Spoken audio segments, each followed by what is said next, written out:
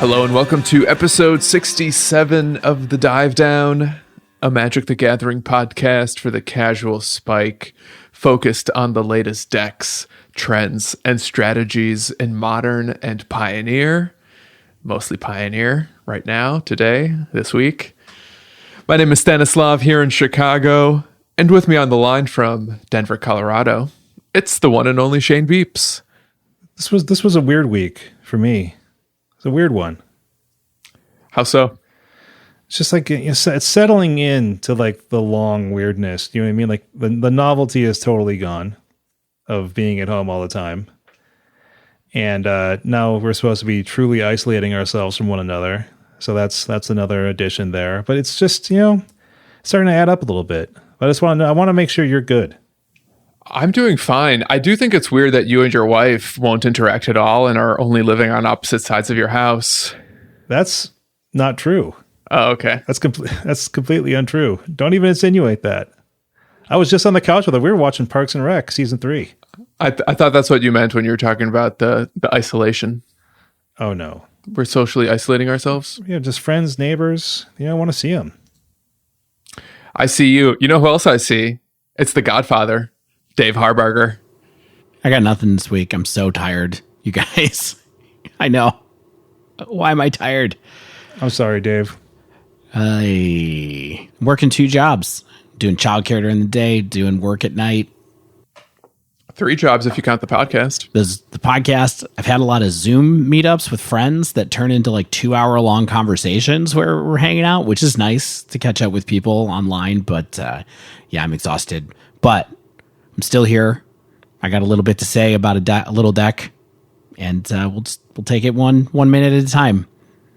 All 120 of them. Remember that show? That was a good show. Beep, beep, beep, beep. What show is that? I don't follow. 120 minutes. Yeah.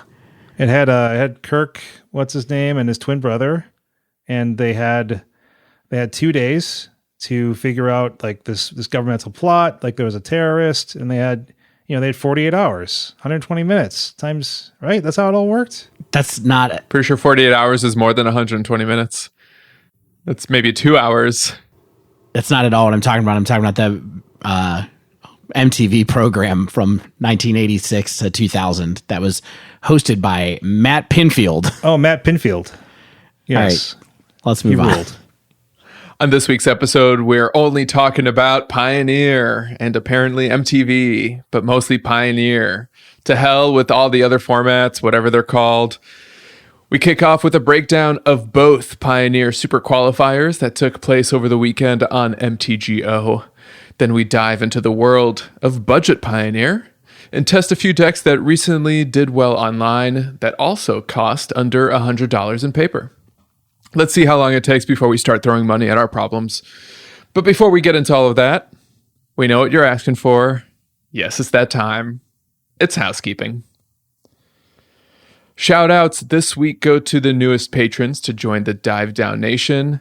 Big thank you to David S., David G., no relation, and Chris M. Weirdly, both of those Davids are related to me, though. I put out my David call, caw to Dave.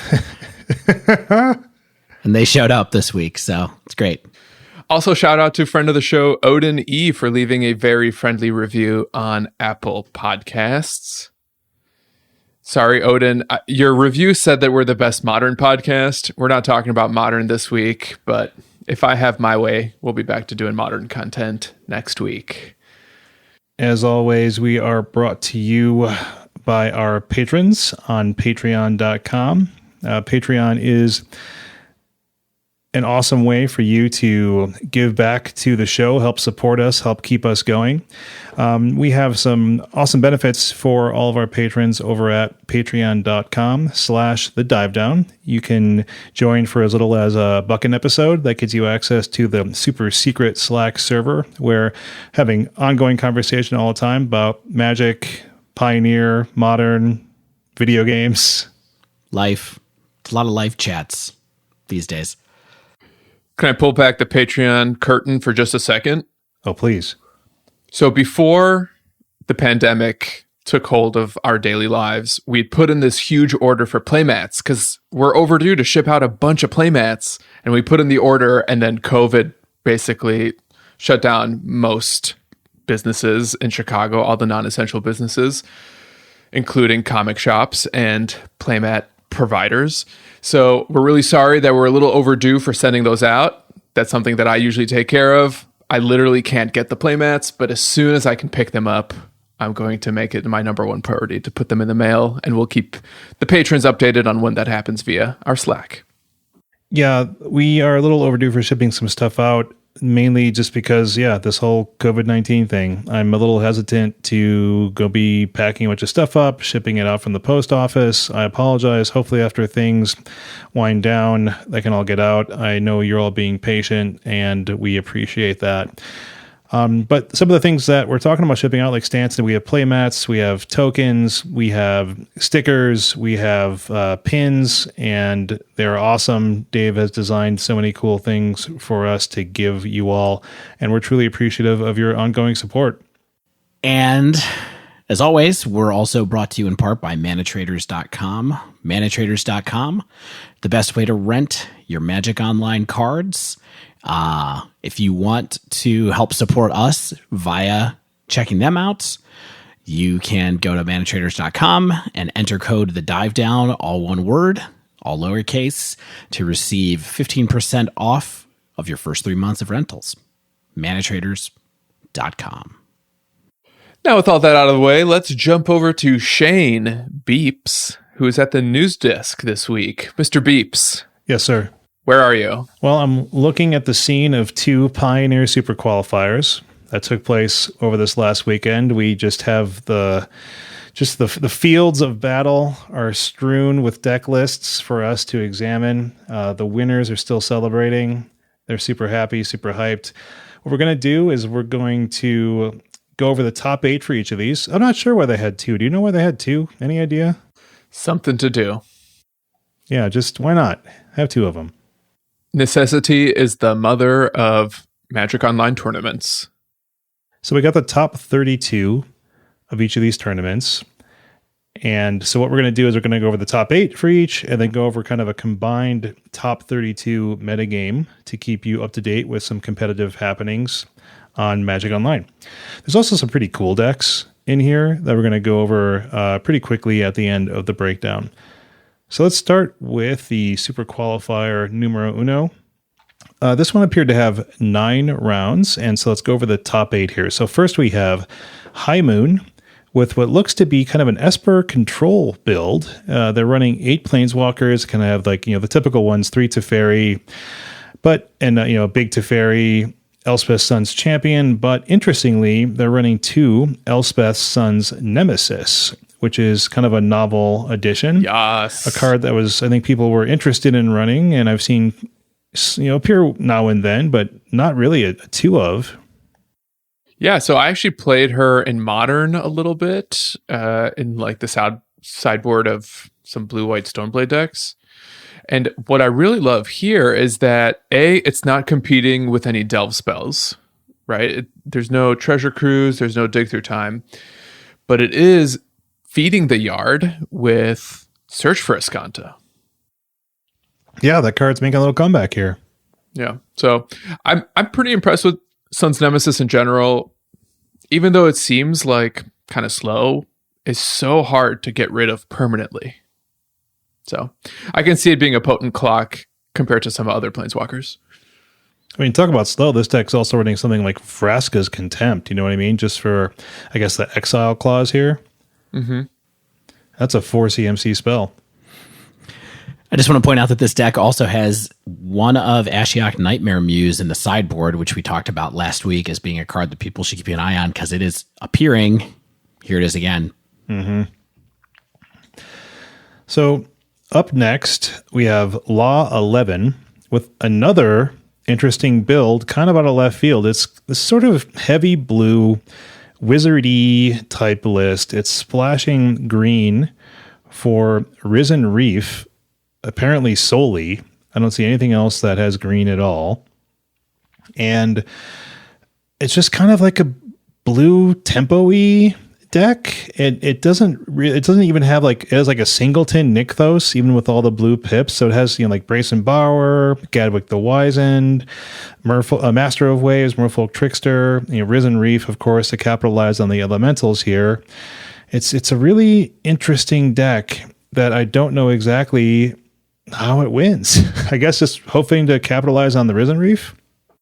Well, there's a couple of different things here that I would say from playing a few decks like this. One is that it can just win via Master Waves, right? So it has an aggressive plan. Good card. It's got Brazen Borrower. Gadwick the Wizened is a surprisingly good card, I think, at this point.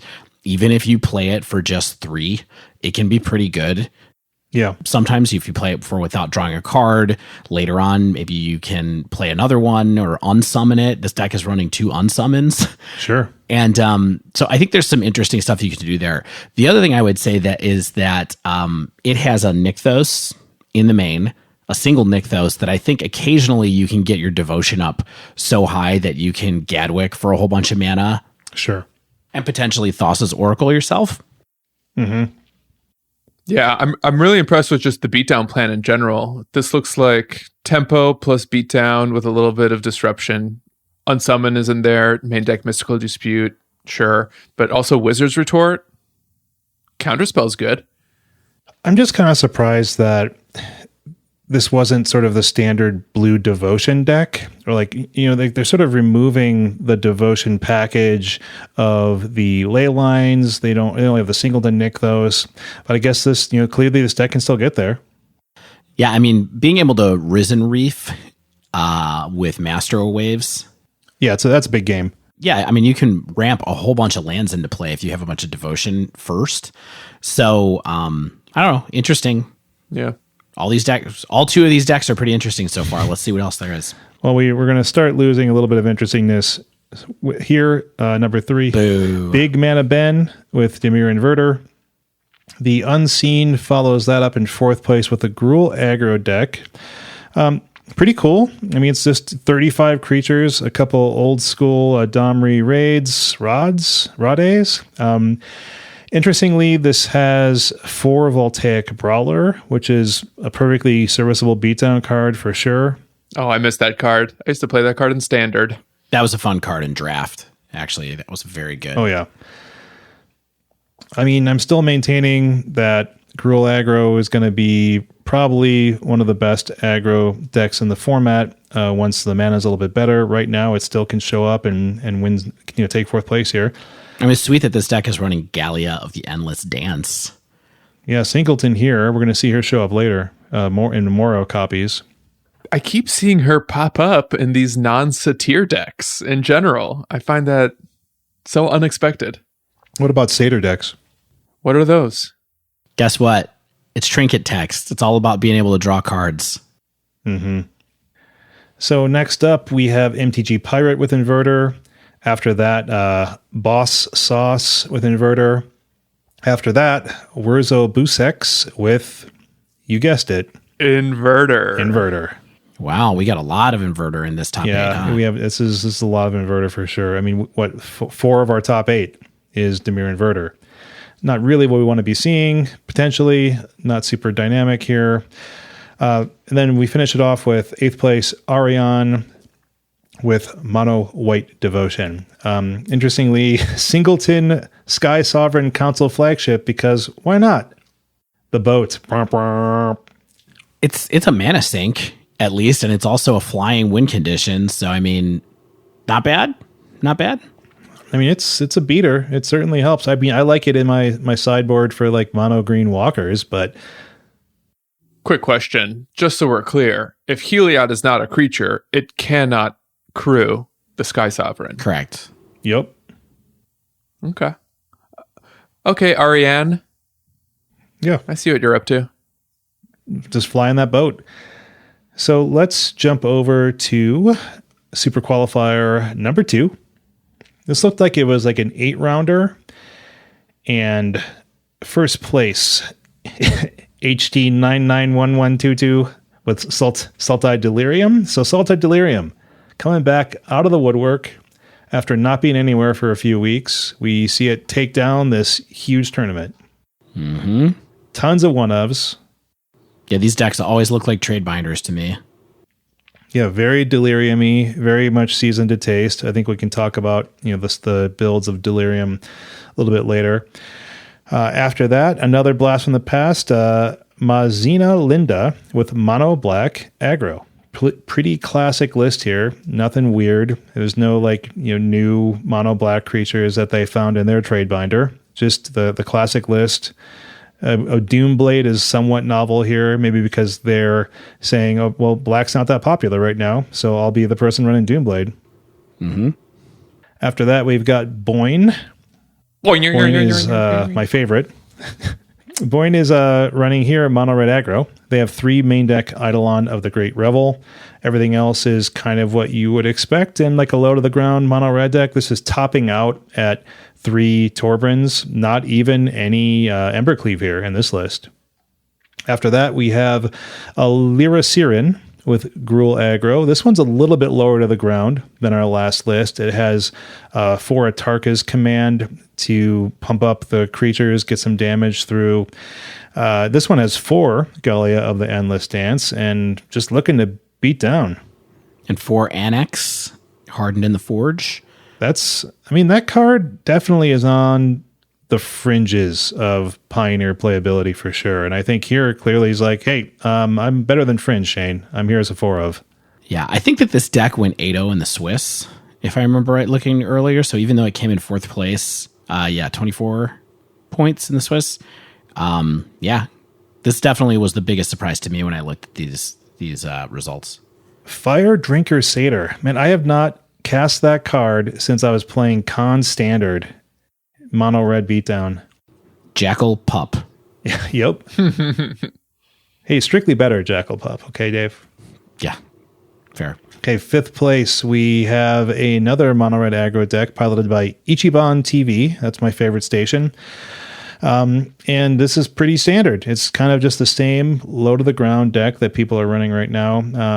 This one also has 3 Eidolon of the Great Revels, 2 Embercleaves, 2 Torbrin. That's the top end, is just these 4 drops, or Embercleave you probably want to cast for like 2 to 3 mana, hopefully. I don't know. I've never cast an Embercleave. You're missing out, man.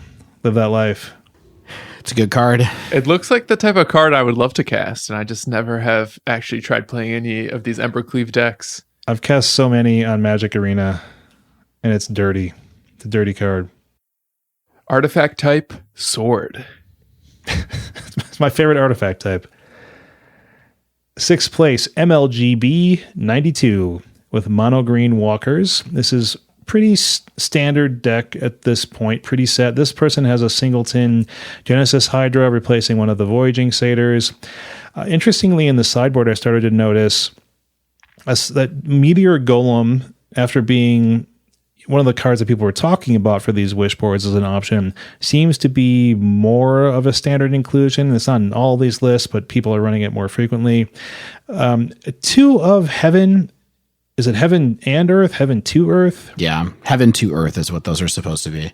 And so you can't even cast the Earth side, but you don't really need to. And Heaven is just X green, instant, deal X damage to each creature with flying. And I think this is just primarily to stop the pretty tough Spirits matchup, I guess. Yeah. There isn't a Whirlwind in here. If you can't, I think that there's a different, I guess this is an instant. Yeah, instant's good. So it's just shoring up a potentially challenging matchup there. Quick question about this card. Yes. So Shane, you and I played a little matchup today where you were on Spirits, and it seems to me that for Heaven to really wipe a Spirits board, X sometimes has to equal like 4 or 5. Oh yeah, for sure. But if you're a mono green ramp deck, you're going to have that mana at some point. You don't think Spell Queller is, potentially countering like some of your ramp spells?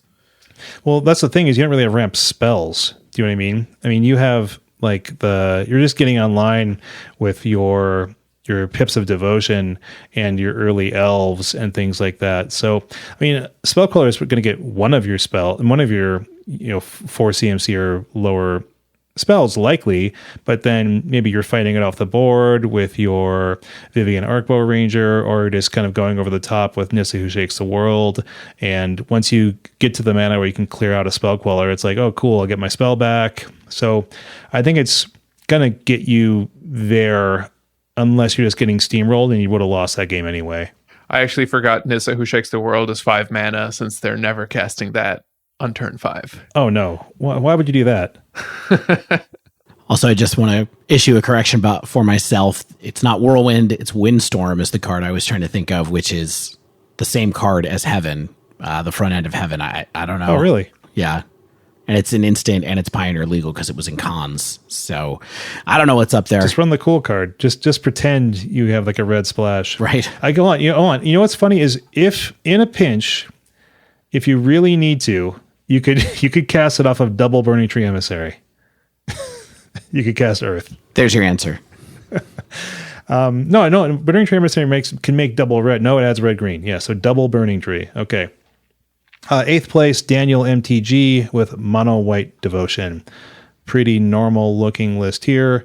Couple Tomix main, by and large, pretty similar to kind of like decks we were talking about. Was that last week already? 2 weeks ago? Last week. All right. I feel like we skipped over 7th place because it was also a mono green devotion deck. Oh, we did. Wiki, Mono Green Walkers. I apologize, Wiki. You got 7th place with Mono Green Walkers. I love these decks. Congratulations to 6th and 7th place solely. So let's through the power of pivot tables, okay? We and the MTG Stan raising a glass of wine to pivot tables. MTG Goldfish for letting us copy and paste from their tables very nicely, to the power of Google Sheets and Microsoft Excel for pivot tables.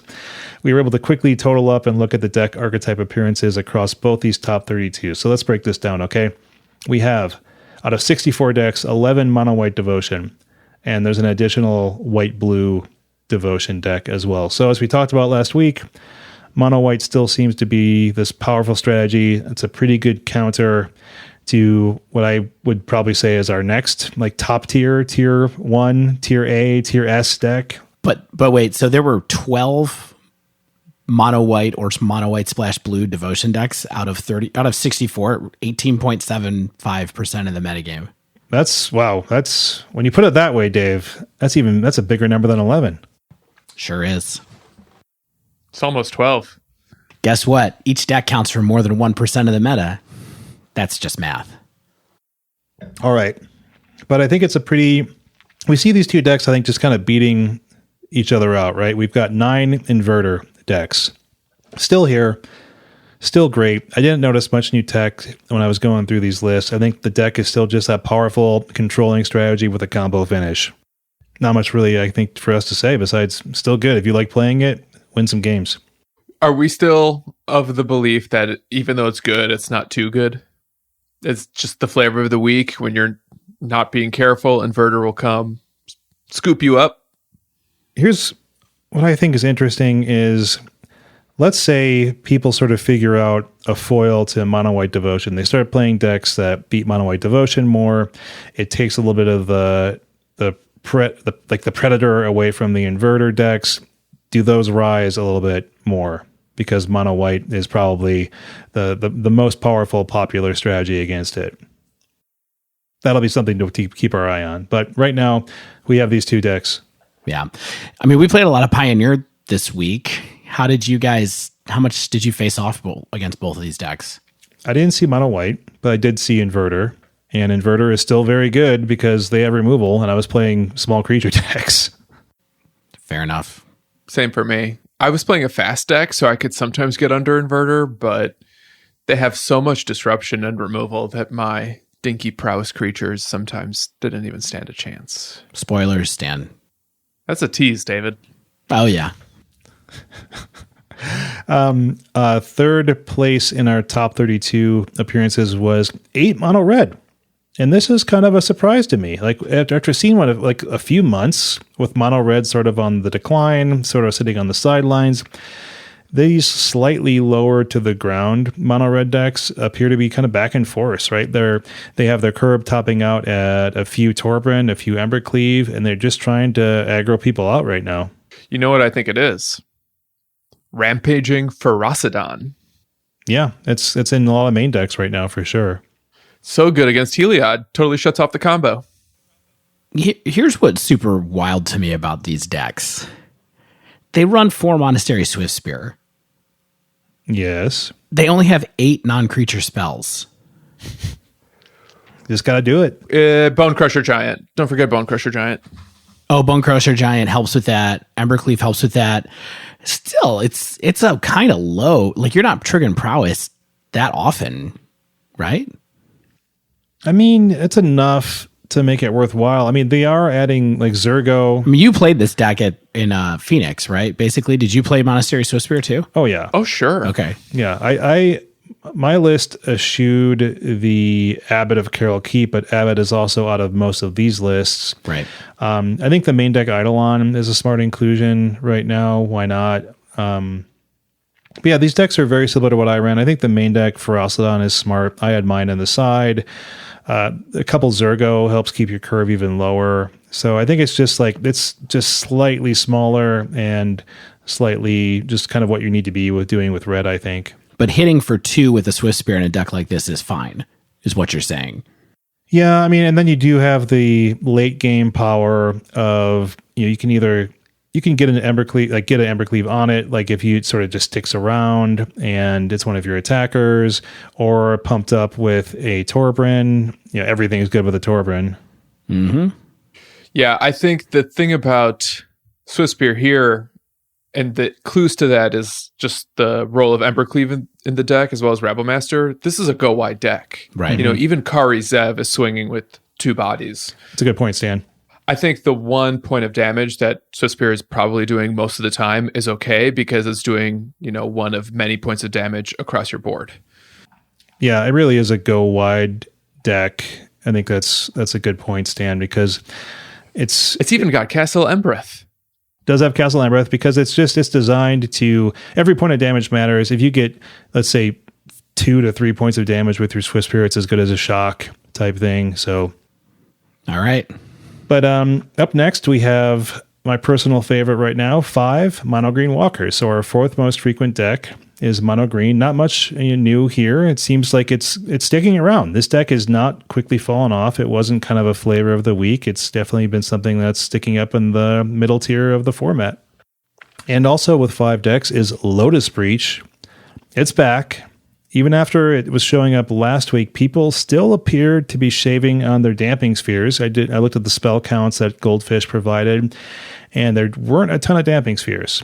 There was a pretty modest amount, and I think it's pretty clearly dangerous to be playing that game right now.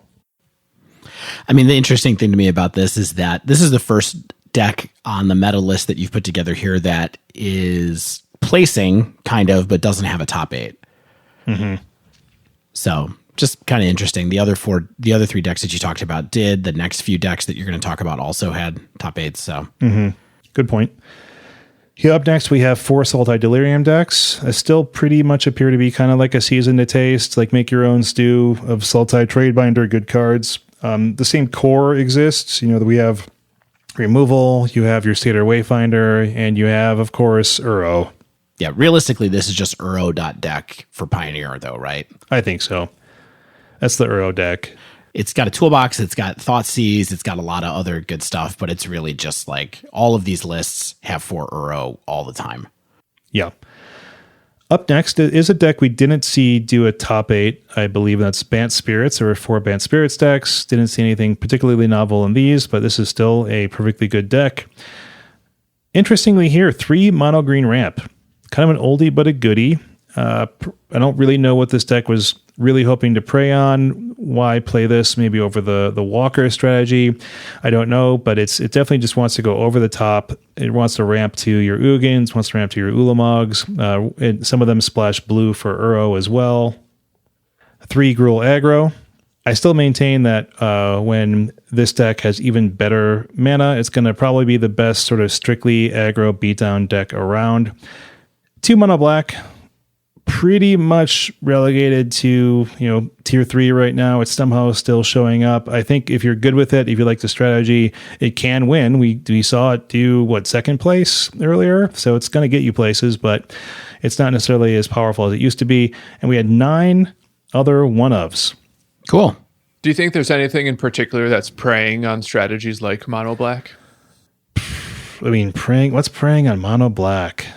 That's a good question. I mean, stuff that goes over the top, I think, is going to be fine. Like, I think mono green walkers, probably the Sultai Delirium decks, potentially. I mean, there's so much recursion that you kind of lose your one for ones. They become less valuable for you. It's a good question, Stan. I think mono white is pretty good against mono black, I would think as well. That makes sense. Yeah. Can't really get rid of Heliod other than via Thoughtseize. So, although they do run Fatal Push, which is a really great instant speed answer to Walking Ballista. Right. Sure.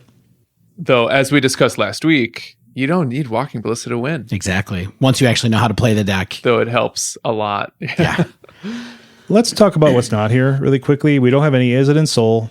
There's no traditional blue-white control at all. I mean, that Esper deck might as well be, but yeah, that's the only one. And but it does have a lot of black cards. No Golgari Stompy, which has been a popular deck. No mono green or Golgari Stompy. That's a surprise. Let's talk about a few of these spicy ones really quick. We can get out of the segment. So I thought something that was interesting was this Team 5C person. They had a green deck that was splashing blue. They went 6-3. It was basically kind of like a big mana deck. They want to get a bunch of land down. They want to hit their lands with like Satyr Wayfinder, Jadelight Ranger. They've got a couple Sylvan Advocates, which is a 2/3 Vigilance 2-drop that scales into the late game if you have 6 or more lands. That creature and land creatures get +2/+2. So it's, I guess, looking to power up your Nissa lands. It has like 4 Tamio, 4 Nissa, 4 Uro, and 3 Cyclonic Rift. So just a kind of interesting sort of big blue-green deck that's not the traditional ramp style. Yeah. That's cool. I mean, Cyclonic Rift, I think, is a card that's probably a little underplayed in Pioneer right now in general. I mean, it's super powerful. There's a lot of creature decks. I think in the right shell, it can be, a Plague Wind, basically, if you're kind of doing some kind of combination of aggressive plus wanting a little bit of disruption. So I liked this. I have the Fire Jund Traverse deck, went 7-1. There's just a ton of one-ofs here. Interesting inclusions like Distended Mindbender that like strips multiple cards out of the opponent's hand, potentially. 3 Deathrite Shaman, making a little comeback. 3 Kroxa. And 4 Satyr Wayfinder are kind of like our engine cards here. But by and large, it's just like this huge random toolbox deck. Yeah, I mean, what this deck is to me, honestly, so I played against this deck a couple of times last week. As it turned out, after these results came out, I think people were playing around with it because everybody wants to Deathrite Shaman with Kroxa, and it works. It's kind of just like an alternate take on the Sultai deck. It's a little bit more aggressive than that deck. Obviously it's got similar tools, but what it does is pick up your Kroxa. It picks up like a Glory Bringer to be able to run, and that's kind of mostly it. But it was a cool deck to see. I mean, seeing a Jund mid-range deck would be pretty cool in the format for sure. And something I think you all will probably like, at least Stan, we have Anonis with this Izzet Prowess aggro deck. It went 7-1. It's like this red-based aggro deck with Swiftspear and Soulscar, of course, but it has like Dreadhorde Arcanist, the Izzet 2-drop of Storm Chaser Mage, a bunch of spells to provide prowess and get damage through. It looks like an interesting deck, for sure. The thing I like about this deck is that it has both red spells and blue spells. Oh. Is that the color combination? Yeah. It's always good. Is it? No. I don't know. Is it though? It's not, but love it. Low wizard count in this deck. Yeah, that's a little light on the wizardry. There's only 11. Yeah, maybe you don't need wizards when you're relying on Swiftspear and you're just trying to stay low to the ground. Yeah, but you are running 4 Wizards Lightning, which is like... Yeah. You really want it, Yeah, it's not great on the 3. I'll tell you what. So did we learn anything new? You guys learn anything new from these results? I can't make sense of the Pioneer format. It's like, where did mono red come from? 8 mono red decks, a quarter of the top. No, that's like, that's not a quarter. That is a 16th. No, an eighth. It's an eighth. Yeah. 12.5% is mono red, coming out of nowhere almost. It's not only does the meta shift every week, it shifts between Saturday and Sunday when the new tournament fires. I don't get it. All the inverter people were like, look, we're all going to come hang out in Inverter Club. We're going to have those famous mirrors that we love playing. And then no one go play on Sunday. It really makes me wonder whether the best thing you can do in Pioneer is pick a deck, maybe like 2 decks, and just commit them to memory. Because on any given tournament or any given day, that deck has a shot to win. And what I think is happening over time as the format sort of evolves, cards get taken out, new sets come out, I feel like it's growing, and we're not seeing a lot of decks sort of fall by the wayside yet, unless, of course, something gets banned. Yeah. I think we know the good decks right now, and we have an idea of what the best decks are, but it doesn't mean the good decks aren't something worth playing and can't be tuned to beat those best decks. I think one of the things that I think you have to do is plan for Lotus Breach right now. I think you can't skimp on your damping spheres. People will take advantage of that and they will show up. It's, like Affinity or Dredge in Modern, or what Affinity used to be at least. And I think it's interesting that sort of these novel control and like heavy mid-range decks are succeeding again right now. And I think that there's definitely always opportunity for those decks to appear, always opportunity for those decks to do well if you know how to pilot them and have a plan against the metagame you expect to see. I feel it. I sort of miss Izzet Soul enough that I rented it last night and played a few matches, and it was nice to cast 1-drops again and equip them with 2-mana auras. You monster. I'll give this wizard deck a try. Why not? You're gonna. This time next week, ask me about the wizard deck, and I will tell you how I did. I'll try to remember that. I'm going to put it in my in OmniFocus so I remember. All right. So let's head out of here. Go into the dive down where, like Stan said earlier, we're going to be talking about some budget decks in Pioneer. Give our Sleeve, Believe, Heave ratings on them, and we'll be right back. Stay with us.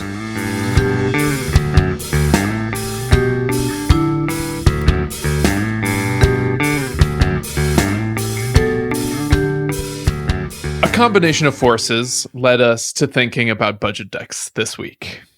The first among them was an article by our friend Emma Partlow, who highlighted a few Pioneer strategies from recent MTGO results that cost less than $100 to build.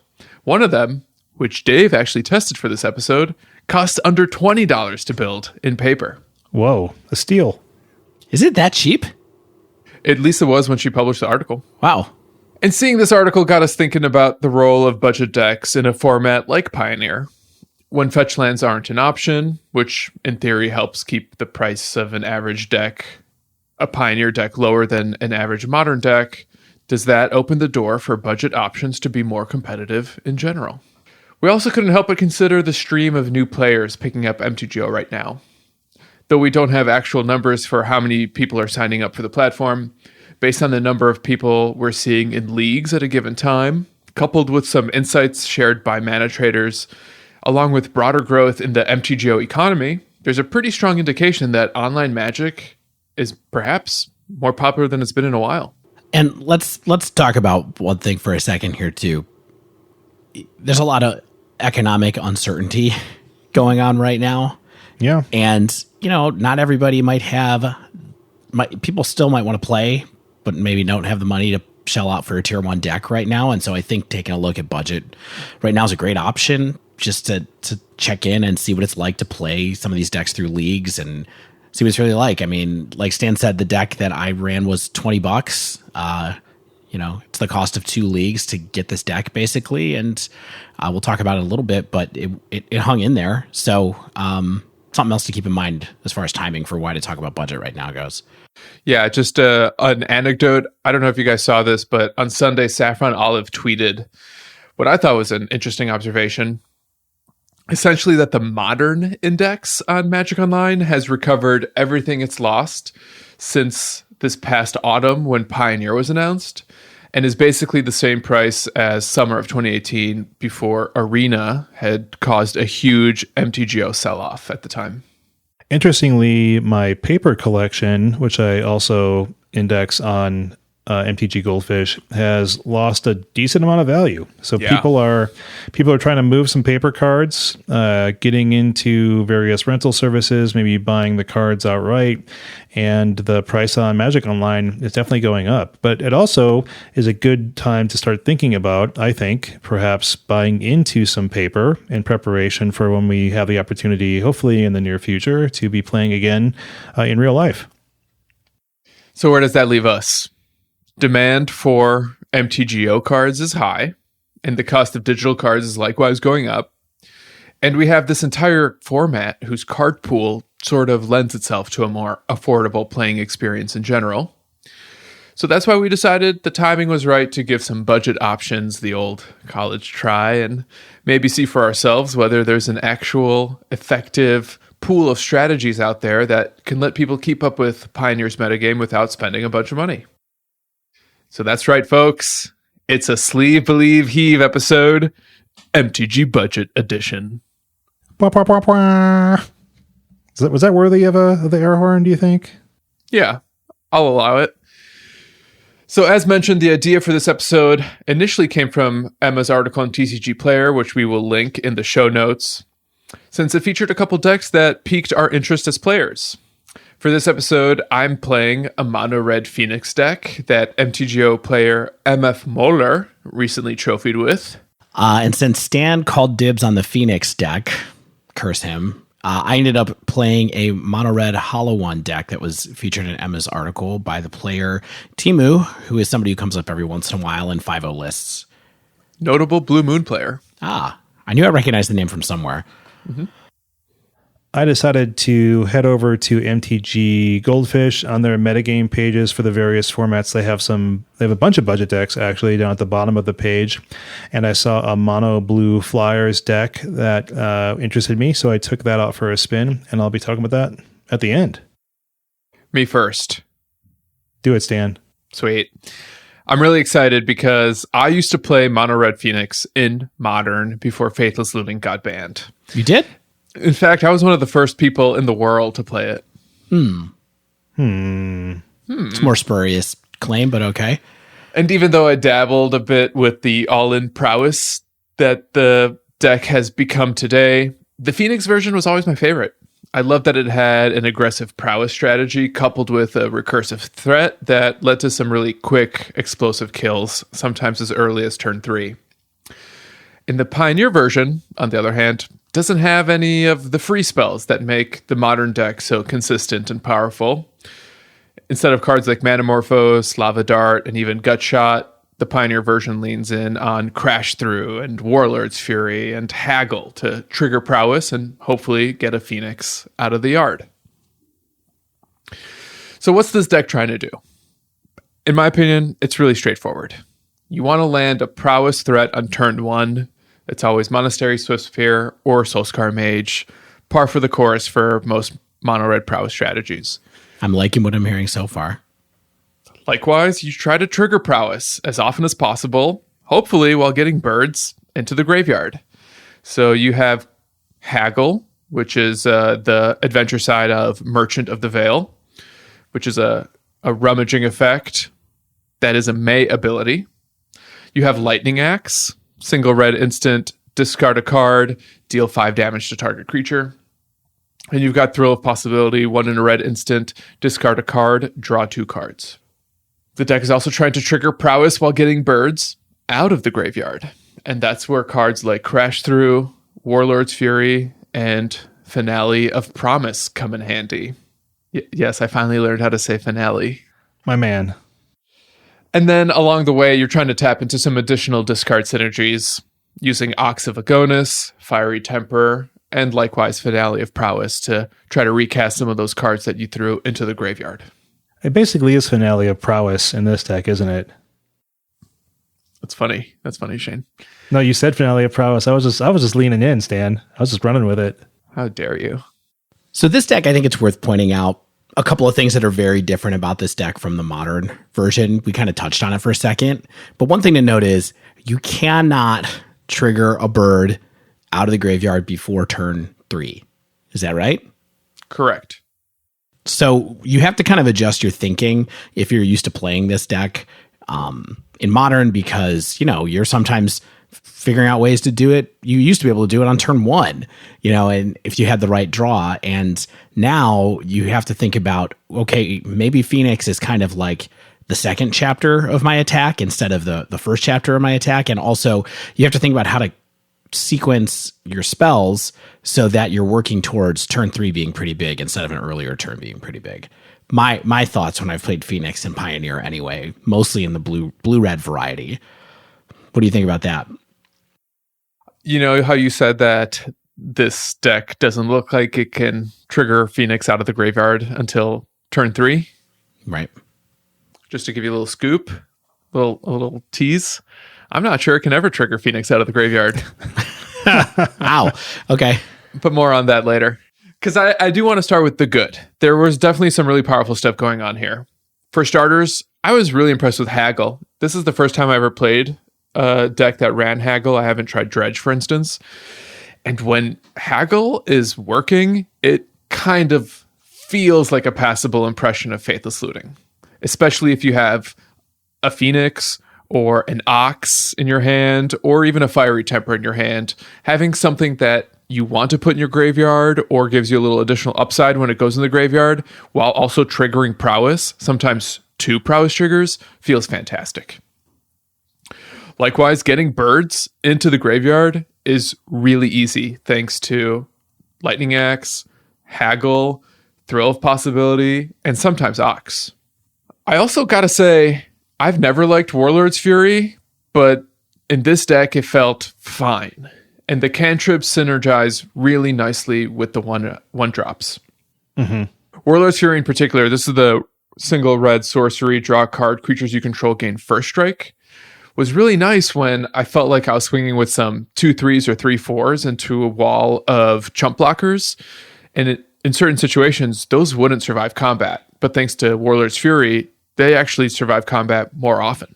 Yeah, like I said last week in the mono white deck dive, I think First Strike is a somewhat underrated ability on some cards, especially in a board based format like Pioneer is, much more than Modern, I think. So being able to threaten some really disadvantageous blocks, or kill off a bunch of their blockers just because they have to block because you're presenting lethal, that's really valuable. And I know we spent a little bit of time in the breakdown talking about Swiftspear and prowess creatures in general, but this deck is just another reminder that a turn 1 prowess creature is a totally decent threat, especially when opponents don't have Fatal Push or their own red removal. Yeah, and it's kind of like in any format where those 2 cards are available, there's a good chance that there'll be a deck available that's around them, right? Mm-hmm. Mm-hmm. And I don't know if this is really a feature of the deck, but the fact that Haggle is a May ability, meaning even if you don't want to discard something, but you can just cast it to get it into the adventure zone and trigger prowess. I don't know. I think that's really amusing. That's funny. I didn't even think about that, because in Dredge, you're never going to just cast it for nothing, but it's just it's just a 1 CMC nothing. This feels like one of those test cards in the Mystery Booster Convention Edition, which is like the Is It Mage does its thing or whatever. Yeah, the Is It one is the best, where it's like, just return this to your hand. So that was the good. I got to be honest, there was some bad. I really felt like getting birds out of the graveyard was pretty challenging in this deck. Technically, the deck only has 12 cards that are truly 1 mana. And the other 1 mana cards make you jump through hoops. So Lightning Axe, Fiery Temper, you have to have something in your hand to make them castable for cheap. You can't, cast the Lightning Axe for 1 mana if it's the last card in your hand. And likewise, the modern deck makes this easier by using Manamorphose or Lightning Bolt or Lava Spike or Lava Dart and Spectacle cards to increase the number of 1-mana spells or increase the number of spells you can cast in a single turn.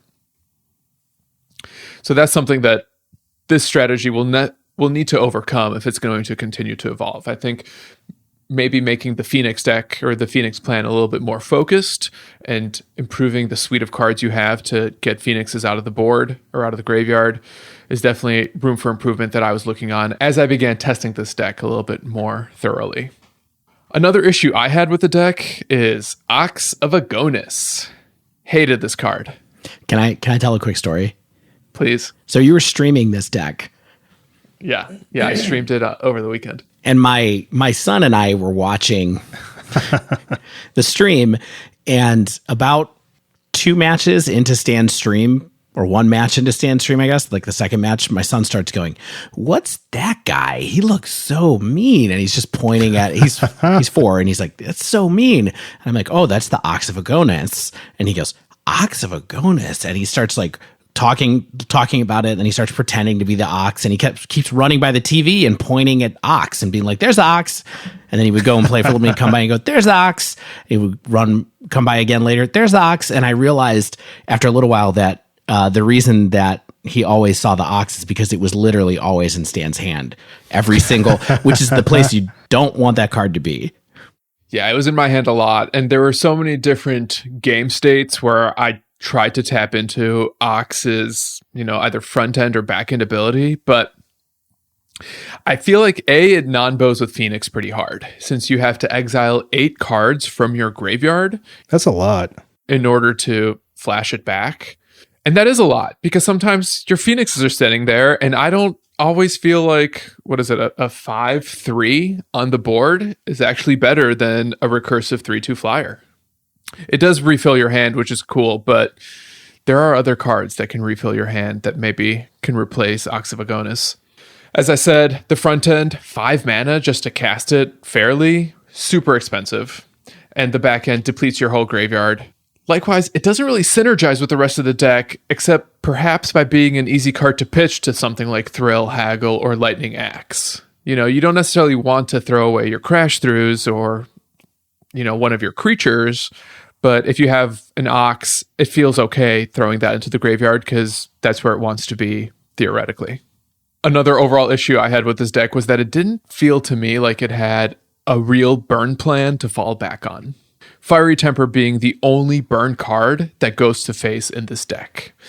And I found it really curious that it was missing both Shock as well as Skewer the Critics, or even Light Up the Stage for that matter, because these are just really good 1-mana red cards that see a lot of competitive play.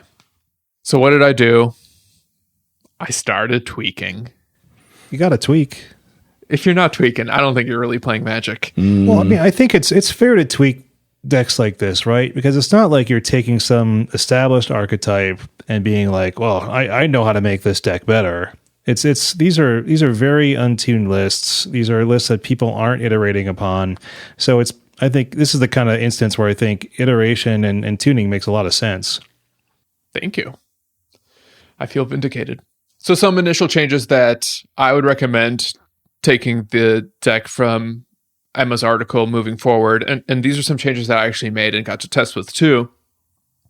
I would actually cut Ox of Agonis entirely, as well as Finale of Promise.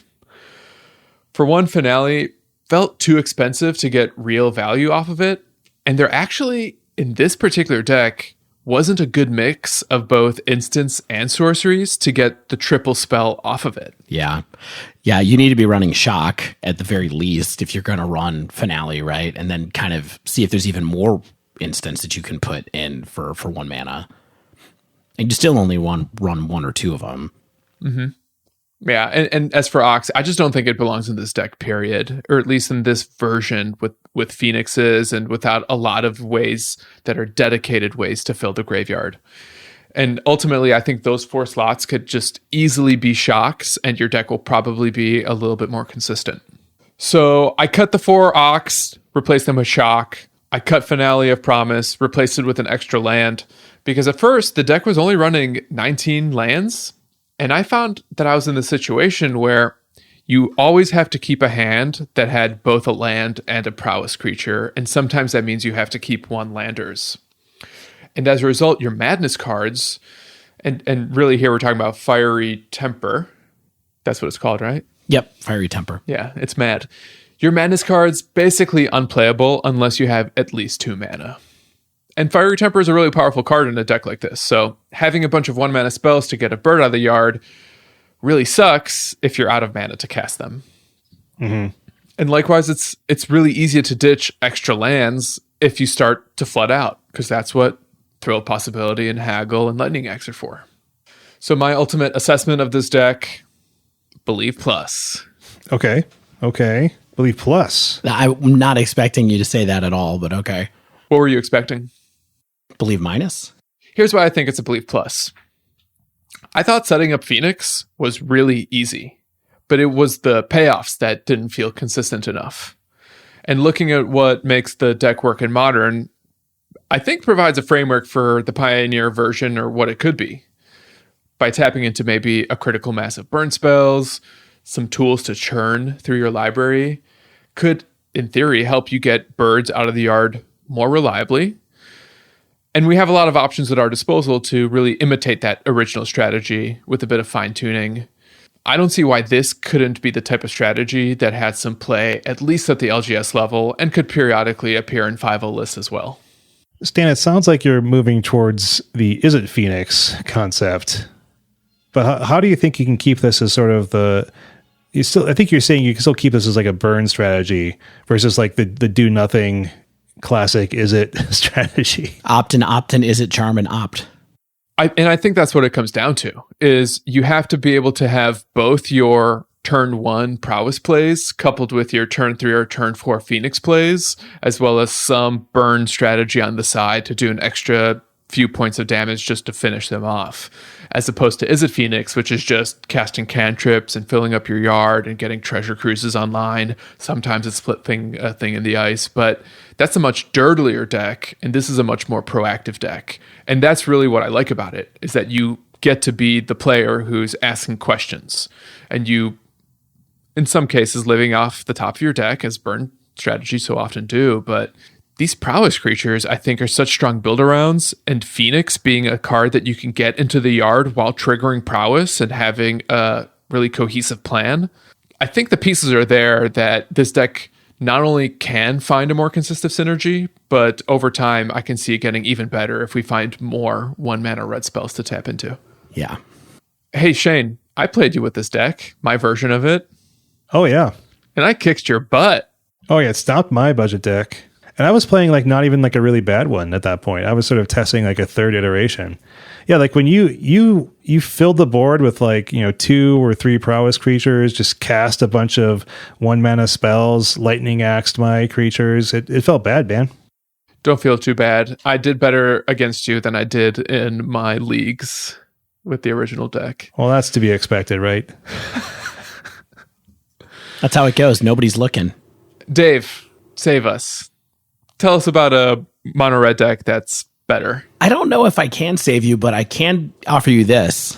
Can you offer us at least 15 minutes of content, my friend? About 10 more minutes of Ox Talks. I can give you that. Are you ready for that?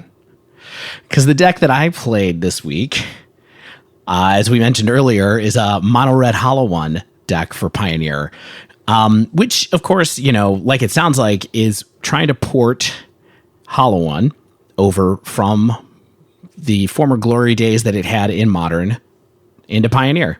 And you loved Hollow One, right? Or at least you liked it. I really loved Hollow Phoenix, which was one of the earliest iterations of the mono red Phoenix deck. Was one that basically took the Hollow One strategy, threw Phoenix into it, and tried to just go wild with that. And I actually thought that was a pretty good deck, and I kind of felt like eventually it would come back. Of course, it died the same way that all the other Phoenix decks died in Modern when Faithless Looting got banned. But yeah, so that was the deck that I really enjoyed. Now, I also played some Hollow One, just the traditional red-black one. So let me tell you about the cards that are in this deck, because there's a lot of real all-stars that make this deck up. So it's got 24 creatures in it. And here are the highlights. It's 6 4-ofs. Okay. So you've got your suite of let's call them discard payoffs first, okay? And those cards are 4 hollow ones. Makes sense. Right? That's the title. 4 Ox of Agonis, Stan's favorite card. And 4 Flamewake Phoenix. Another Phoenix. So here's the thing. So Hollow One is a 4/4 golem that costs 5, but it costs 2 colorless less for each card you've cycled or discarded this turn.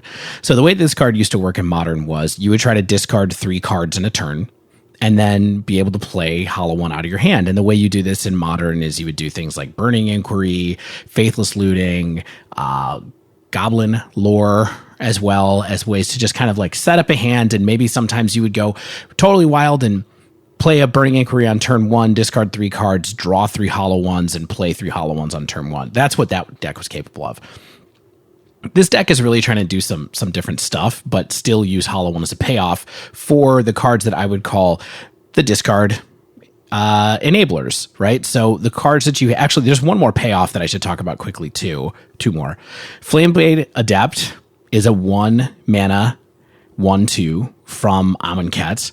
It has Menace, and it says whenever you cycle or discard a card, Flameblade Adept gets +1/+0 until end of turn. This is sort of like your prowessy 1-drop in this deck, where every time you discard a card, and it pumps it for each card you discard, it gets bigger, and it has Menace, so it's kind of hard to interact with. So if they block it, you usually get 2 creatures out of it. A lot of times it just goes through and kind of hits somebody for 4 or 5 damage. The other card is Flamewake Phoenix, which is from Fate Reforged, and this is a very good card that I think is worth keeping an eye on, which is a 1 red 2/2 flying haste. Flamewake Phoenix attacks each turn if able. It has Ferocious though, and at the beginning of combat on your turn, if you control a creature with power 4 or greater, you may pay red. If you do, return Flamewake Phoenix from your graveyard to the battlefield. So basically, you just need a 4-power creature to have this go, and it just happens to work out that there are 12 4-power creatures in this deck. There's 4 Hollow Ones, 4 Ox of Agonis, and 4 Blood Rage Brawlers. Additionally, if you can pump up Flameblade Adept with 3 discards, it can also be 4 power and also trigger Flamewake Phoenix. The thing is, Blood Rage Brawler, which is like total draft chaff from risky draft strategies and Amonkhet block, is a 4/3 for 2 that says when Blood Rage Brawler enters the battlefield, discard a card. So if you have an early hand where you have Blood Rage Brawler, you can discard your Flamewake Phoenix, and then it's ready to go the next turn if the Brawler survives. If you end up casting Brawler on turn 3, you can bring your Flamewake Phoenix back immediately. So there's a lot of synergy between the different cards that are here that all play off of the discard mechanic. The final card that's in here that I think is actually really important is a 4 of Bomat Courier, which is a card that is super powerful and is used in different ways in different decks and different aggressive decks. In this deck, you can do 2 things with it. One is you can use it to refill your hand.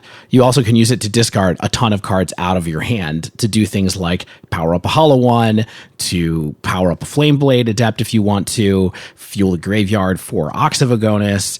So there's kind of all these different ways that Bomat Courier can help you have some velocity going through the deck. But doesn't Bomat make you discard your whole hand? Sure does. And that's the beauty of it. But here's my point. So then you have to draw a Hollow One off of it. Correct. So let's talk a little bit right there. This is a great point. I found in playing this deck that, you might assume that you are trying to cheat out Hollow One as the main game plan of this deck because it's the title card. I think what you really do in this deck is try to go sort of wide with 4-power creatures. And being able to play multiple 4-power cards on like turn 4, for example, where you blow up your hand, where you play a Blood Rage Brawler, then blow up your hand with Bomat Courier and happen to like draw into a Hollow One or 2 and then play those for cheap. That seems to be the way that this deck actually works in my mind. That you're not really trying to get Hollow One out early. What you're trying to do is get it out a little bit later for cheap so that you can play a bunch of cards per turn instead. So it's a little bit not an aggressive cheaty strategy. It's more like, how can I have the most value out of the cards that I have in my hand? Does that make sense or sound reasonable? Totally. And the way that it does that is there's a whole bunch more discard enablers in the spells. So this deck in the spells area is just filled with cards that make you discard other cards. There's Cathartic Reunion, which, is a little bit like Thrill of Possibility. I think it's interesting, Stan. I would probably, if you were going to try Phoenix more, I would probably try Cathartic Reunion instead, because I'm not sure how important it is that that card is an instant in that mono red version of the deck, and drawing an extra card off of this is kind of a big deal. Now, you do have to discard 2 cards to get this to work, so the synergy probably doesn't line up as well, but I actually felt like this card was super powerful in this deck and let me do a lot of things where I would play this on turn 3 and discard an Ox and a Fiery Temper, and then madness somebody with the Fiery Temper, draw 3 cards and be able to move on, and then potentially activate my Ox on turn 4 from there to be able to do a bunch of extra stuff, redraw my hand, blah, blah, blah, blah, blah. You did get to chain things together like that, and seeing Cathartic Reunion in this deck I felt like was really good. Collective Defiance is a card that's a lot more complicated and people probably don't know it as much. It's a 1 red sorcery with escalate 1, and it says choose 1 or more. Target player discards all the cards in his or her hand, then draws that many cards. The second mode is Collective Defiance deals 4 damage to target creature. And the third mode is Collective Defiance deals 3 damage to target opponent or planeswalker, is what it says now. I think this is sort of like a utility card. I found this to be one of the worst cards in the deck, but it did save me a couple of times when I needed to hit somebody for an extra 3 damage or kill a slightly larger creature, and I didn't have Lightning Axe. I never used the first mode on this card, but I imagine some somewhat broken plays where you just go for it, you discard a bunch of cards in the graveyard, draw a bunch of cards, see if you get a hollow one, and then fire up Ox of Agonis on the next turn and kind of try to go to town from there. This deck also runs a couple of Flame of Keld, which is the saga from Dominaria. This card was great, honestly. Crafting your plays so that when you discarded your hand, you could decide, I do want to discard cards this time so that I can trigger Hollow One's ability and play it cheaply, or power up my Flameblade Adepts, or conversely, being able to play this card where you have no cards in your hand that you care about to set yourself up for drawing 2 extra cards on the next turn was really good. I even used the damage doubling ability a couple of times to kill people. Now, it's maybe a little bit win more, but it did get me to take someone from 10 down to nothing by using a couple of Flamewake Phoenixes on the right turn and a Fiery Temper. And it was good. It's another discard enabler. And then finally, this deck also has 4 Fiery Temper and 2 Lightning Axes, similar to what the deck that Stan was talking about was. So, general impressions about the deck itself. I had a lot of fun playing this deck. I mean, I thought it was a cool puzzle to figure out. It felt kind of medium powerful, and I did okay. I kind of narrowly missed a 3-2 with this deck in the league that I took it through. There's a lot of fun synergy between all these underpower cards, but when it comes down to it, there's a number of cards in this deck that are just really not powerful enough for constructed play. And I'm looking at you, Blood Rage Brawler, when I say that. I also think that it's kind of wild that these decks always have 4 Ox of Agonis, because even though I felt like Ox really worked in this deck, I probably would only rather have 2 or maybe 3. And 4 is a lot. It's a lot, and it's super powerful, and you can get those plays, like I said, where you get it in the graveyard early, enable it early, get to refill your hand, get a 5/3 out. Maybe they kill it because they have to, because they have to block it or something, and then you get to do it all over again somehow. You don't often get to trigger this card twice in a single game, because it's not the easiest thing in the world to fill the graveyard. But I definitely felt it worked in here, but I don't think you need all these. The one thing I would say is that there's too many discard cards in this deck in general, and maybe not enough payoffs, I think. And so one card I was looking at that was in sideboard is there's two Hazarets in the sideboard that I brought in quite often when I wanted a resilient threat. And Hazaret was just awesome in that way. The games where I got it out, the discard ability was great. Having it back as a blocker actually was great a couple of times to be able to hold back and fill up my hand and then do a bunch of stuff to kill somebody. I thought that was really, really, really good, and I would probably try that in main over so many Oxes. Dave, maybe I'm missing something. And you too, Stan, why do you think people aren't running Bedlam Reveler in these decks? I don't know. I think the difference between Bedlam and Ox is that you can theoretically cast Ox multiple times. It's like a high theory. The theory there is a little bit risky. Like, that's a lot of cards in the graveyard. Right. Yeah. Here's where I'm coming from. Bedlam Reveler, it's too hard to get enough spells in the graveyard to make Bedlam Reveler good in Pioneer. In your deck, though, Stan's deck. In my deck, it definitely was. Yeah, in my deck, I think it is more viable theoretically. Yeah, with Crash Through and Warlord's Fury, for sure to be able to go and do that. But that's definitely why this deck is not running Bedlam Reveler. I think that the free spells, I mean, I've been playing Mono Red Prowess again in Modern in our dive down kind of tournament. I ran it, and I was just reminded of how totally totally wild it is to be able to go like Gut Shot, Lava Dart, Manamorphose, to just like be able to play a turn 3 Bedlam Reveler is so huge and powerful that I just feel like there's not quite enough enablers here. So I would definitely try to do Hazoret in the main of this deck anyway. The other thing that I would say really quickly is that I think that Bomat Courier is one of the most important cards in this particular deck, and knowing when to blow it up to either enable a bunch of discard stuff or just refill your hand or whatever, because this deck sort of straddles the line between an early kind of aggro deck, which I feel like it's not as good at doing, and a deck that kind of suddenly presents a ton of wide threats in the mid game. And then I think it's a lot better at that. So I feel like I was constantly trying to make sure that my hand was full in the middle of the game by cashing in stuff at the beginning of the game. The other thing to keep in mind is like, there's no way in this deck to enable a Hollow One before turn 3. And so similar to the Phoenix deck, you're not really trying to cheat things out quite like that. And there's some awkward interactions in the deck where, like, I think when you look at your deck list, you go, well, Flame of Keld seems awesome with Hollow One, except for they don't really enable each other at all. Because Flame of Keld makes you discard your whole hand. It doesn't let you draw any new cards, so you don't get a chance to be able to cast Hollow One off of the discard trigger from Flame of Keld. And so there's other things like that you just have to like keep an eye out for. The best way to enable Hollow One is through Cathartic Reunion, or through kind of like mising your way into drawing it off of an Oxyvagonus trigger or something like that.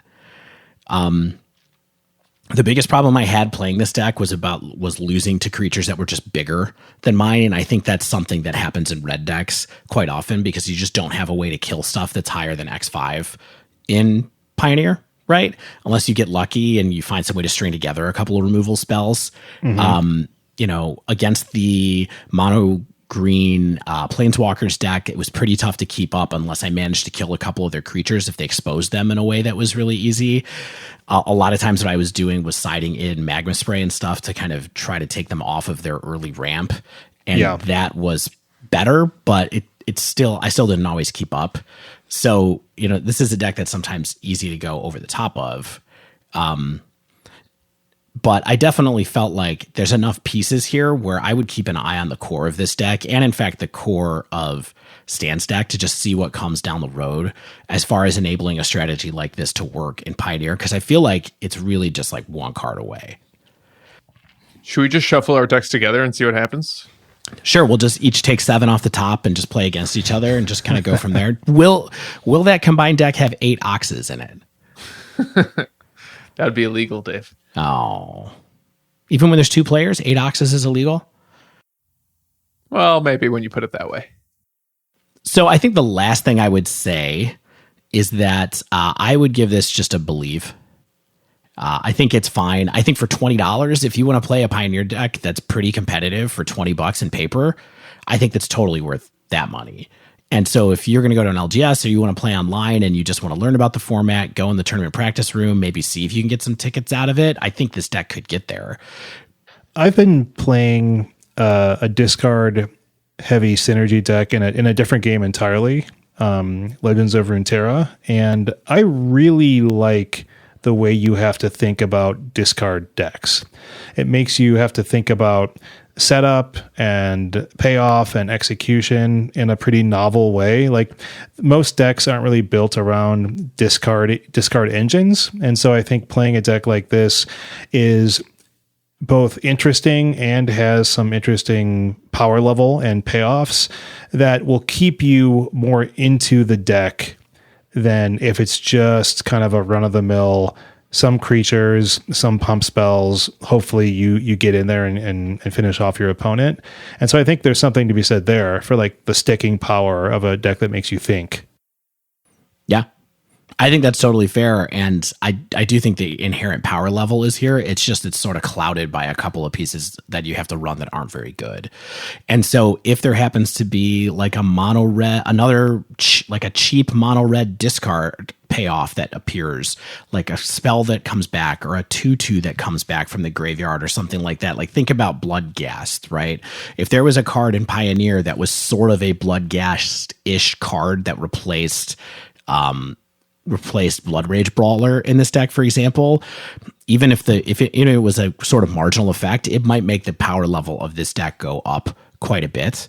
And so that's something to look at. If somehow they print some kind of slightly cheaper enabler, like discard enabler, that helps you kind of be more card neutral through it, which is very unlikely to happen. That's possible. If there's a set that comes up where there's a Madness card in it that has a 1 casting cost that you can do some stuff with, that might be another way that kind of this deck can improve as well. And also I think the deck that Stan was playing too, but we'll see. I have a question. Mm-hmm. Shane. Yes. How many Oxyvagonus were in your deck? Weirdly, none. And I'll tell you why. All the cards were blue. What? So weird. It's very me. But that's a red card. It's very me, this deck. The Ox, I mean. So I decided to take a mono blue deck off for a spin this week. It's on Goldfish. It's called like a mono blue like Skies deck. And it costs only about like $65 in paper. And it's primarily designed around casting mostly cheap blue flyers. A lot of them have flash to operate at instant speed and offer some other disruption elements. Hopefully get a little bit of card advantage off some Curious Obsession, counter a few spells of Wizard's Retort. It's not exactly a Wizard's deck. It only has 12 Wizards, but it can get the job done even as a cancel sometimes. Did you play this deck in Standard? The mono blue tempo deck when it was there? No, I never played the blue tempo deck, really. I played against it a lot. Yeah, this is very similar to that deck. Yes, exactly. Which is kind of telling to the potential power level here. Our creatures, we have like 14 one-drops, okay? 12 of them are somewhat disruptive, and they also all fly. So we have Judge's Familiar, Siren Storm Tamer, and the Spirit staple, Mausoleum Wanderer. All of these creatures can be sacrificed in response to mostly instants and sorceries. Siren Storm Tamer can any spell that targets you or a permanent you control, it can be sacrificed, and that will then try to counter the spell from your opponent, hopefully creating kind of a tempo negative situation for them, I think is the ostensible game plan there. Spectral Sailor is your other 1-drop. It's in there as a 2 in this deck for some more flying goodness, and it also offers some late game card draw for 3 and a blue. You can get to draw a card.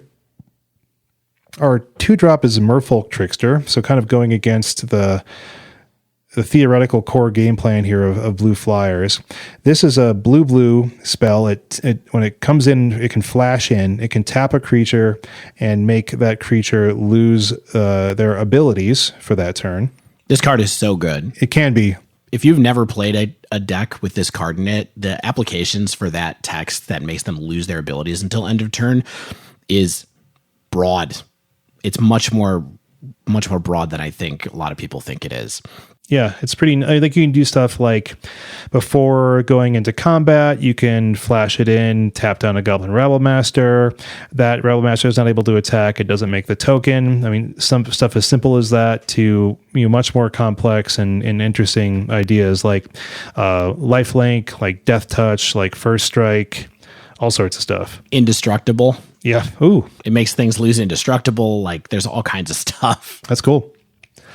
And then our 3 slot, there are 4 Nimble Obstructionist and 4 Tempest Djinn. If you don't already know, I hate Nimble Obstructionist. I think it's probably my least favorite spell to even the frequency of play, which is not that high. I think 3 mana. It's a long running bit between Shane and Stan about where Nimble Obstructionist might be good and if it might be good. So what the Nimble Obstructionist is a 3/1 flash flyer for 3, which is behind rate, in my opinion. And I think Vendilion Click would like to have a word with you. But, yeah, but okay. Vendilion Click has a much better other part of the text box. So the other part of the text box on Nimble Obstructionist is you can cycle it for 2 and a blue. And when you cycle Nimble Obstructionist, it counters an activated or triggered ability of an opponent's card, right? So that's just like a pretty narrow set of things. I mean, of course, there's quite a few, but it's still pretty narrow. It's also a pretty bad rate to kind of draw a card for 3 and stop an activated or triggered ability, in my opinion. So, I mean, when you compare this card to, say, Spell Queller, you're not really getting a lot here, but it's because you're a mono blue deck here, that's what you kind of are signing up for at that slot. Tempest Djinn is kind of the best payoff for this deck. It's an 0/4 flyer. It's blue, blue, blue. It gets +1/+0 for each island you control. So this is kind of like your big finisher. It's a huge flying body, potentially. It scales well into the end game. If you've got 6 islands down, you have a 6/4 flyer for 3. That's not bad. And to give these mostly itty bitty flyers some oomph, the deck is running 4 favorable winds, which is a 2 CMC enchantment, gives your creatures, all your flying creatures, +1/+1, and 4 Curious Obsession. And like Dave was saying, this is kind of like that single blue mana staple from the standard mono blue tempo deck. It's a creature aura that gives +1/+1, but when the creature deals damage to the opponent, you get to draw a card. An important piece of text on that enchantment is that if you don't attack, you have to sacrifice it. And that can lead to some bad situations where you're like, well, I've got to leave back this chump blocker because I am way behind on tempo and I have to block here. And so you just lose your aura. Hopefully you got a card of value out of it. It's not too hard to get a card out of it. Even if your creature gets killed, maybe you can avoid the 2-for-1, but at least replacing the aura. So that's somewhat advantageous there. If the opponent doesn't have interaction, if they don't have removal or like a reach creature, Curious Obsession can really pull you far ahead. But there's a lot of flying creatures. Spirits is very popular. There's a ton of removal out there in red decks, in Sultai decks, in control decks. So it can be challenging to get a lot of value off Curious Obsession in a Fatal Push metagame, or even like a Wild Slash metagame. Sideboard, kind of a suite of various specific disruption spells because you're a blue deck, so you get like Mystical Dispute, you get a Null, you get Aether Gust, you get Essence Scatter. You want some Tormod's Crypts, you want some Disdainful Strokes, you want some Damping Spheres, whatever you want. If it's blue or an artifact, you're good to go. All this sounds really cool to me. It sounds cool. What happened? Well, let's revisit these one drop creatures in a second, Dave. I want to talk about the pros. I'll talk about the pros. Let's start positively. I don't think it has a lot. It's going to be a short section, is what you're saying. The mana is consistent. There's that. I actually, what's funny about the mana is it runs 4 Ipni Rivulets, and I didn't like the Ipni Rivulets. Like drawing multiples stinks and it makes your Tempest Djinn smaller, not as powerful. Yeah. Why does it have 4? Is it just trying to have like a trump card for Inverter? I guess so. Because you're not trying to win through that plan at all, so it must just be trying to get to a consistent place where you can draw that card. I guess I think that the value's not there. I don't think. I think Inverter has enough ways to just remove your creatures, and they could just swing in with an Inverter if they wanted to very, very easily. It seems like the game plan against Inverter should be to concentrate on Mystical Disputing up and keeping your 1-drops active so you can try to, interfere with the stuff that they're doing, as opposed to trying to Ibnu Rivulet them all the time because, like you said, yeah, that's terrible when you draw 2. Yeah, it's not great. Another pro, I guess, is, in an interaction light matchup and you draw into your enchantments, you can present some kind of a clock, I guess. Wizard's Retort is a cool spell when it's live, for sure. I mean, Counter Spell is a good spell.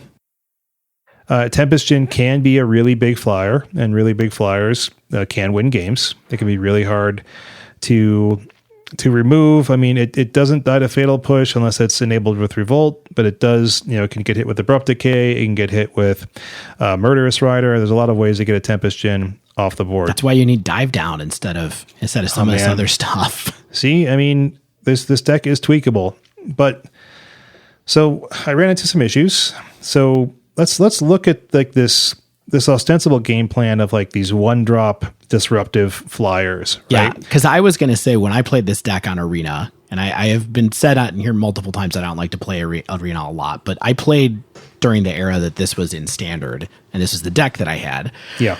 Those flyers were really good at that time, but I can understand how they don't scale very well into Pioneer where the removal is just better. Yeah. So one of the issues is if you want to have a 1-drop and you want to put a Curious Obsession on it or pump it up with like a Favorable Winds, you don't want to sacrifice those things. That's usually a downside to like sacrifice your suite of 1-drops because then you are losing power in the air. Mm-hmm. Or you're losing your Curious Obsession that you hopefully got a replacement on it. And what's more interesting, perhaps, though, is that instants and sorceries are, of course, important in Magic altogether, but most of the instants and sorceries in Pioneer are removal spells. Mm-hmm. So you're still basically giving your opponent a 1-for-1 by sacrificing your creature in response to a removal spell. So you've got, Mausoleum Wanderer and Judge's Familiar. Its abilities are like and they're also just like these slight taxing effects. They're not even real counters. Besides the other spirit thing, the Siren Storm Tamer, right. The pirate. So they're not even real counters. They don't scale well to the late game because you don't have your Mausoleum Wanderer being like a 3/3 because it's not pumped up with lords or things like that. And so that's an issue. But I was surprised to like kind of look at the most played spells in Pioneer and realize, man, there's not a lot of like instants and sorceries that people are winning games with besides maybe a few Lotus Breach. Yeah. Like, so stuff like that, sure, it can potentially be valuable there, but like countering an instant or sorcery is not really winning you the game. It can maybe keep like your huge creature alive, like your Tempest Djinn, but your opponent's typically going to have mana to cast that spell anyway. Yeah, I mean, it's sort of like more of a threat of activation thing in the early turns, these cards, right? Like you get them out, you play another 1-drop on turn 2, then you swing it, you drop Curious Obsession on the other 1-drop, swing in, try to get a card off of it, and then see where it kind of goes from there. Yeah, it's like the best way to win is to curve out perfectly, right? It really leans hard on Curious Obsession. It really leans hard on Favorable Winds because your 1-drops are just so weak as 1/1s that you almost have to have the Anthem out. You almost have to have some Curious Obsessions to really get some damage in and to get some card advantage. And the issue really I found is like the creatures don't have any inherent synergy.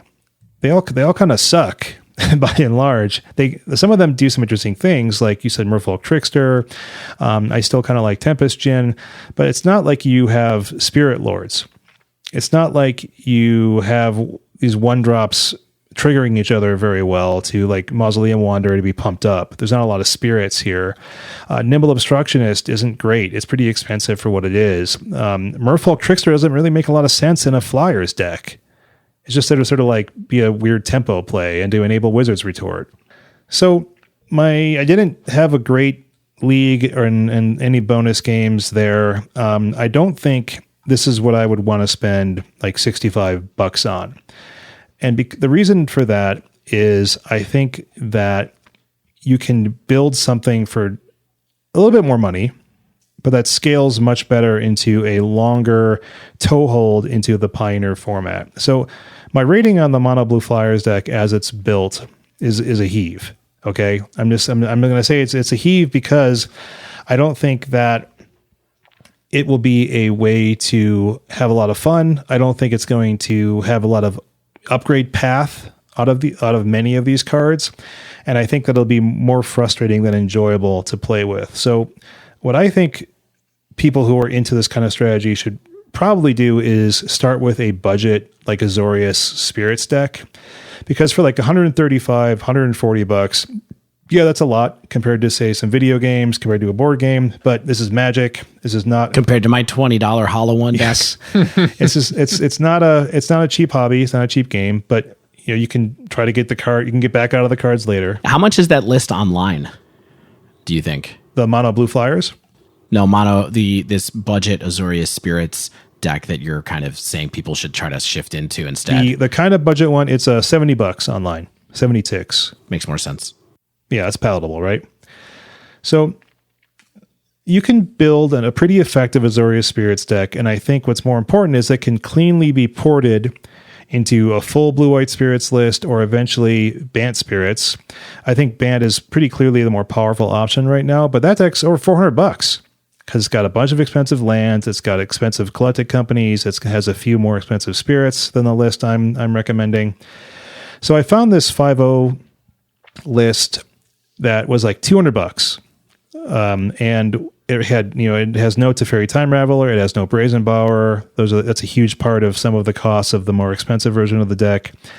And instead, it's using kind of Curious Obsession, like we just talked about. It has a 1 of Rally of Wings, which is like the sort of instant speed +2/+2 untap all your creatures thing that can be a really powerful sort of payoff anthem effect. Just sort of get all your flyers in there and get some damage through. So I ran this deck through a league. It didn't blow my mind or anything. This $200 one that went 5.0, but it plays much more like a real synergistic tribal deck. It has lords, it has inherent synergies, it has powerful cards like Spell Queller and Selfless Spirit. It curves out much more reasonably. Like your 2 and your 3-drop lords are making your early plays much more valuable and turns them into real threats. And so like these sort of Lord anthems are much more redundant than just having like 4 favorable wins, right? And as we know, redundancy is a really important part of successful Magic decks. You don't just want to hopefully draw one of your 4 like decent little favorable wind anthems when you can have creatures that are pumping each other up, that are also attacking, and that just makes a lot more sense for being mana efficient. So what I did is I was like, $200 is not really budget. I wanted to shave the deck down to be a little bit less expensive. I removed 1 Selfless Spirit, 1 Spell Queller. I removed all the dual lands besides Port Town. And I don't really love these reveal lands at all, but Port Town's much cheaper than Glacial Fortress, much cheaper than Hallowed Fountain, because this deck doesn't really have a lot of challenging mana requirements. It doesn't have any dual pips at all. Like it just has, single blue mana, single white mana, and colorless. There's Spell Queller is blue and a white, but these aren't really that challenging to cast. So I thought having a bunch of islands, a bunch of plains, and some port towns is likely sufficient. And I didn't test this a ton, but based on the hypergeometric math and based on my brief experience, I think it's pretty decent without those lands. And those can be some pretty early upgrades for you, because those lands aren't going anywhere. And that blue-white deck actually plays a lot more. That's something that feels like a real deck. And like I said before, it has like these upgrade paths that get you to either a full Azorius Spirits deck, gets you even further to a full Bant Spirits deck. And that's a powerful strategy in Pioneer that people are still playing because it's still good. Shane always has to be thinking ahead. Always be thinking about your future purchases. That's it. That's what I got. I think that the mono blue is just not powerful enough, but I think that if you want to start with the Fliers deck, the cheap spirits is definitely fun. And there might be other options in mono blue. Just Fliers probably isn't it.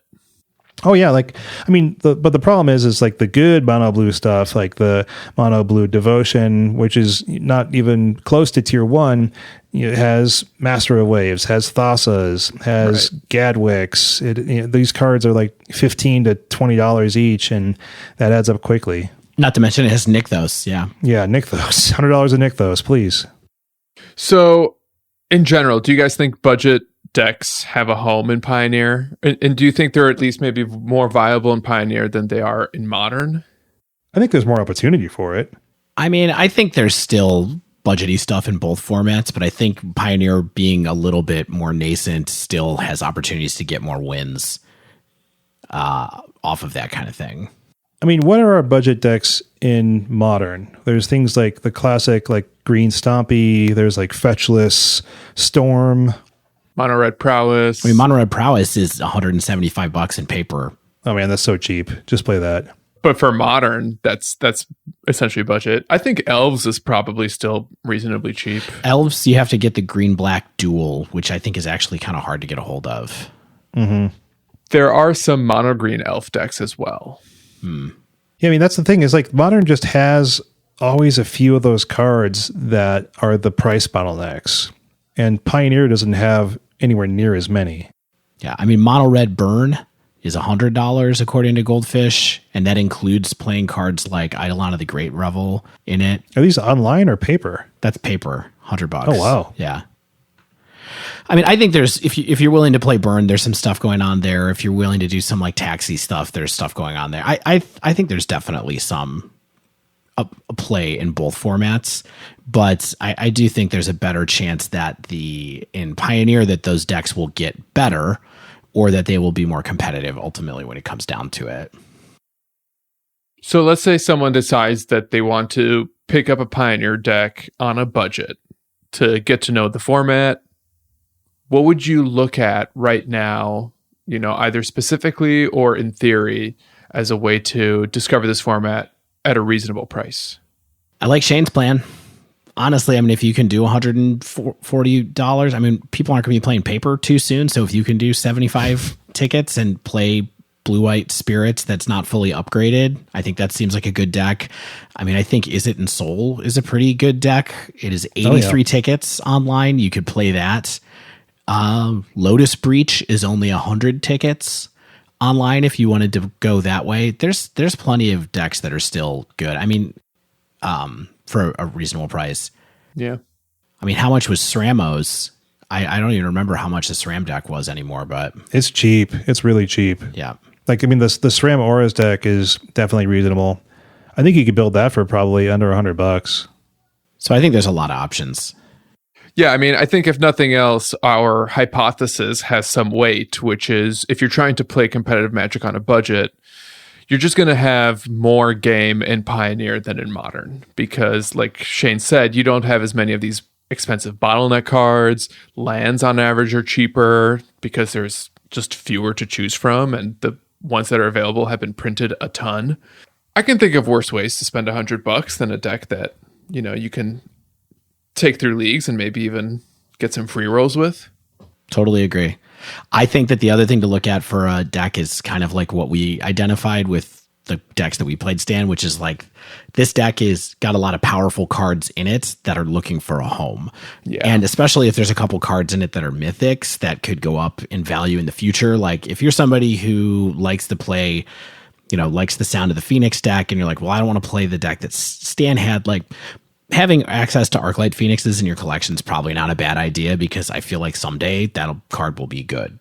I feel the same way about Ox of Agonis. Like, I think someday that card will be good, and hopefully it's not only good in Dredge. You know what I mean? But I think it's also good to look at cards that are also in more than one deck.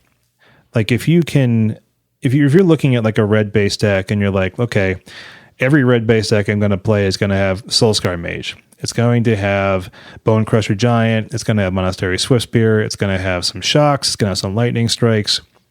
You're not going to shoot yourself in the foot buying those cards and using those in any kind of strategy, while it might not be the fully built out version of that strategy, you can at least look at more reasonably costed alternatives. Like the spells that Stan was casting probably cost like 25 cents each at your local game store. You can get a whole bunch of those and you have yourself a prowess deck. I think in general, one heuristic to look into when trying to play on a budget, you probably want to look for more proactive and aggressive strategies and try to play like grindier controlling plans or mid-range plans. Because I think these, 1 and 2 drops and cheap common or uncommon burn spells are plentiful in Pioneer especially. Whereas once you start playing with, bigger, flashier rares and mythics, those games tend to slow down too.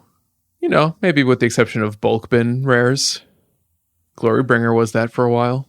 Yeah. I just kind of think, unless you're playing maybe some kind of combo that people haven't fully tapped into or that's based entirely on uncommons, you're just going to have more bang for your buck casting like 1 and 2 drops and burn spells or maybe like cheap flyers than, doing something really flashy. And as I always like to say and harp on a little bit is plan your purchases out. Like, don't just buy a deck hoping you're going to like it. Play it online, play it on a rental service, play it on Cockatrice or Xmage, proxy it up with your friends, play over the webcam until we can hang out with each other once again, and see if you like the deck. Because even if it's $125 and you don't really like playing it after a while, that's not exactly good value. You want to get value out of the games played that you enjoy playing. And if you're going to get more interest out of a $20 discard deck than a $125 mono red deck, then that's better value. Hey, we're not certified financial planners, but that's good value. That wraps up the dive down for this week. That also wraps up this week's episode. If you haven't yet, make sure you subscribe to our podcast so you get the latest episodes as soon as they come out. And if you use Apple Podcasts, please leave us a rating and review.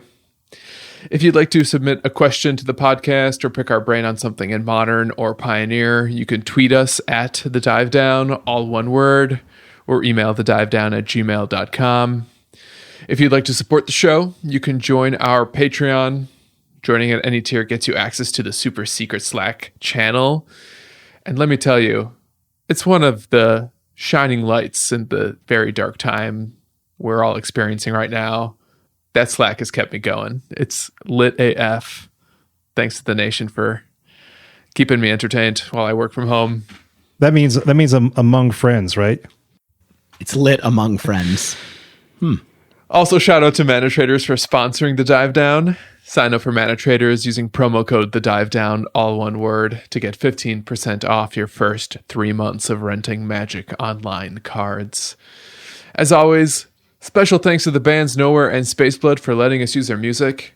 And until next week, get out there and save a buck!